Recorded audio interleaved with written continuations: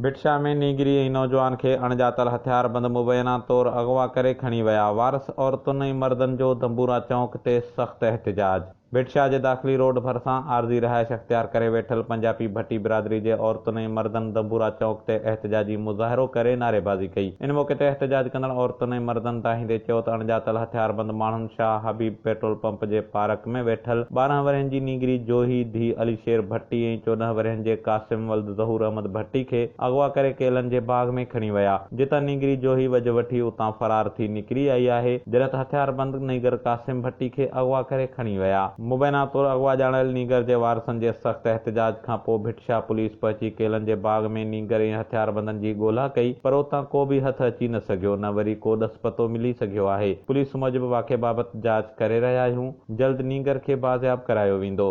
अख़्तियार मीरजत, Kaavish digital media reporting team, भिटशा।